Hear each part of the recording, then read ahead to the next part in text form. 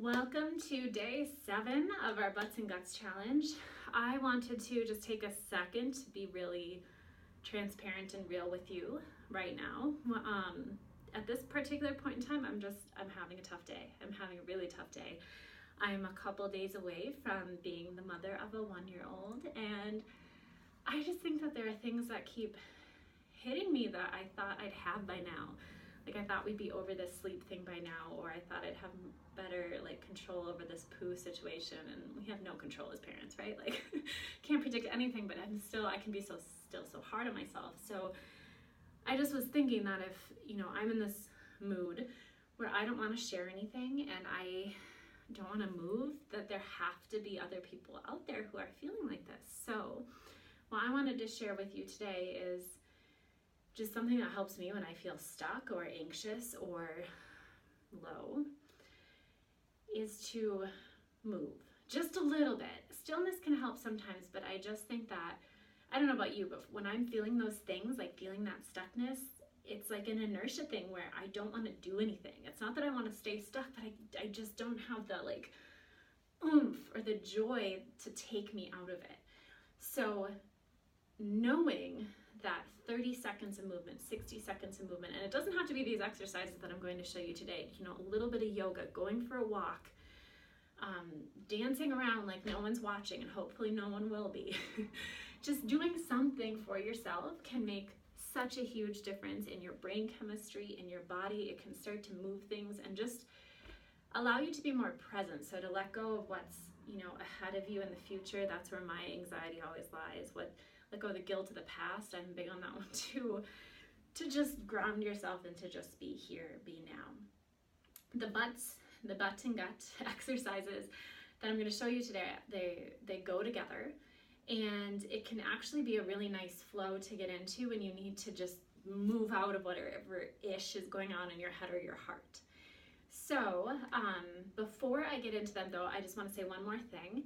It is so helpful to know your personality type when it comes to working out. So I'm going to show you 2 pretty different versions of the same sort of movements with slight tweaks here and there, but one is for really athletic people or people who like kind of that quick fire, fast twitch motion and exercise, and the other is for more kind of flowy yoga,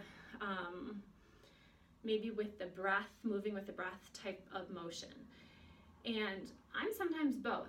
I'm a Gemini. I can hit on both ends, but knowing what you need and what your body needs can really be helpful so that the exercise that you're doing is meaningful, not just on a physical level, but as a whole person way to spend your time, if that makes sense. We're going to start out today in a pretty low squat. I'll show you the butts part first.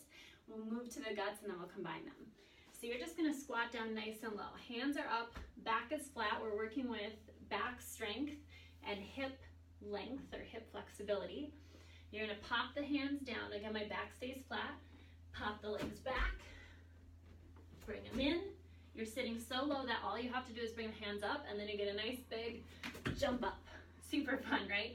So we just go down, pop back, pop in, and up. Now, for the obliques, you're getting abdominal work, right, when you pop back into your plank. But for extra oblique work, we're going to take a variation on our day 1 exercise. Day 1, knee came to the same elbow. Today, you're going to do knee to the opposite elbow, and you're actually aiming for your tricep just above the elbow.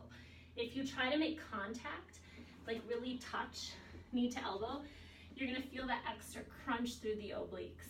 So to put this together, we go squat, pop back, one knee on each side, pop in, and jump up. One more time, down, back, knees, pop in, and up. Now, if you're more kind of flowy or in a more yogic mood, or you just don't like high intensity, here's your option. We'll still sit pretty low. You're going to step back into a long lunge, getting hip flexor flexibility here, hip extensor flexibility in the opposite leg. And then same thing with the knees, opposite elbows. Now step in, opposite lunge. Again, look at all that length and strength you get.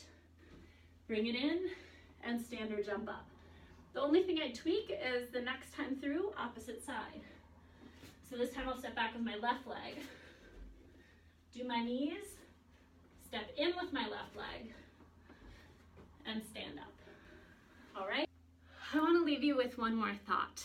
So one of my favorite sayings, and I heard it when I was, I don't know, like 18 or 19 in one of my first yoga trainings years ago, is that your tissues hold your issues. And I just think it's so true. When we start moving, stuff comes up and stuff comes out. And it's not always the most comfortable thing when that stuff starts to rise up within us, but that's why it's so important to move through.